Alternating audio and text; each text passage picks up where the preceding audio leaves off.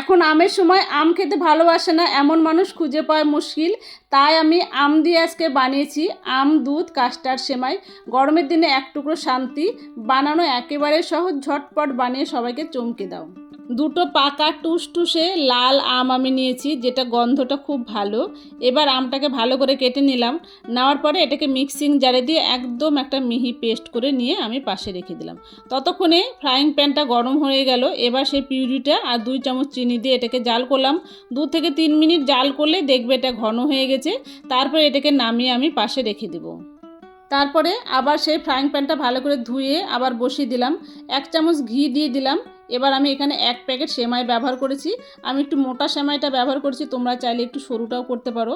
এবার এটা ঘিয়ের মধ্যে ভালো করে ভেজে নিব। যখন দেখবে ভালো ভাজা হয়ে গেছে, আর আমি এখানে হাফ লিটার দুধ আগে থেকে ভালো করে জাল করে নিয়েছি।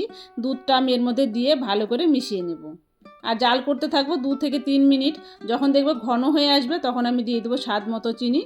অন্যদিকে একটা বাটিতে 2 চামচ কাস্টার্ড একটা দুধে গুলে রেখেছিলাম। এবার কাস্টার্ডটা দিয়ে দিলাম।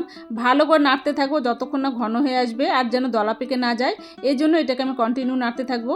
এবার আমি দিয়ে দিলাম একটু কাজু আর কিশমিশ। তোমরা চাইলে তোমাদের ঘরে যে কোনো ড্রাই ফ্রুট সব দিতে পারো। সেমাইটা কাস্টার্ডের সঙ্গে একদম সুন্দর ঘন হয়ে গেছে। এবার আমি যে আগে থেকে বানিয়ে রেখেছিলাম আমের ঘন পিউরিটা, এটাও এর মধ্যে আমি দিয়ে দিব। দিয়ে ভালো করে মিশিয়ে নিব। আর এই সময় অবশ্যই তোমার গ্যাসের আঁচটাকে কমিয়ে রাখবে। সবগুলোকে মিশিয়ে নিব। দেখো কত সুন্দর হয়েছে।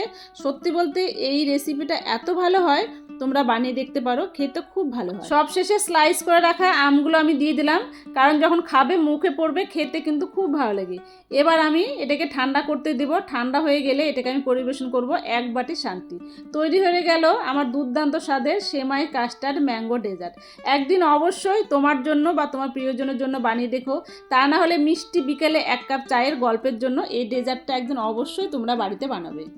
তাহলে দেখলে কত সহজ উপকরণ, সেমাই দুধ কাস্টার্ড আর দুটো পাকা আম দিয়ে সহজে বানিয়ে নেওয়া যায় এমন সুন্দর একটা মিষ্টি খাবার।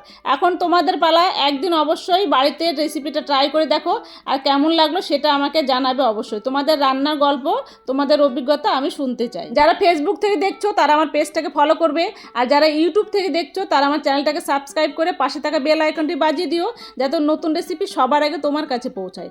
দেখাবে নতুন একটা রেসিপি নিয়ে পরের ভিডিওতে। ততক্ষণ সবাই খুব ভালো থেকো, সুস্থ থেকো, এনজয় করো। Thank you.